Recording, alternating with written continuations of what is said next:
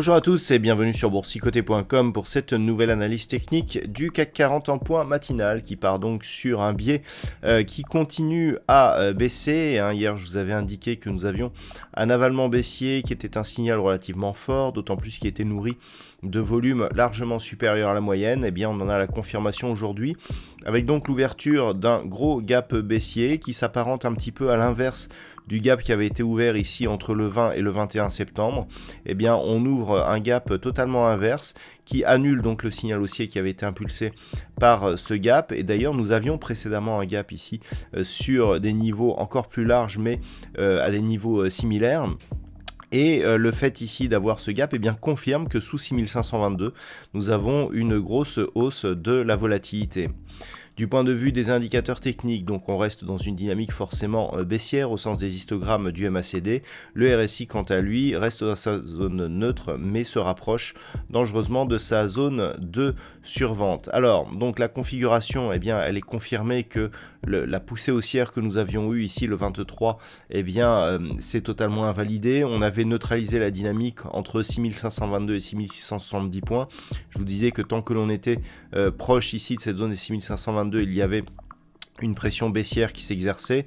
Alors, on confirme aujourd'hui, on ouvre. L'enjeu du jour sera d'observer si éventuellement nous avons une tentative de comblement de ce gap. Tant que ce gap n'est pas totalement comblé, c'est-à-dire que 6522 sont repris à la hausse, on est dans un biais fortement baissier avec comme objectif premier donc la zone ici des 6389 points, mais aussi deux autres niveaux horizontaux, à savoir ici 6343 et cette zone horizontale qui correspond ici au point bas que nous avions eu au mois de juillet à 6253 points.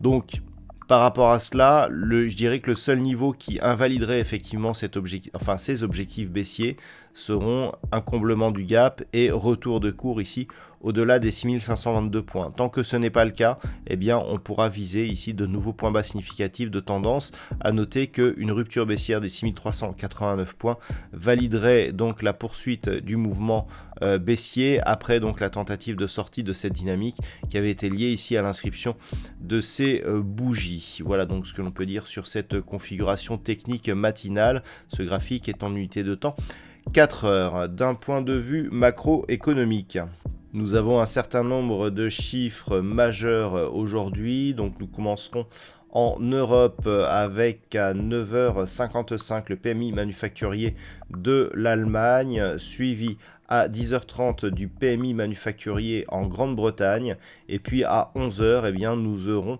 les chiffres de l'inflation en zone euro.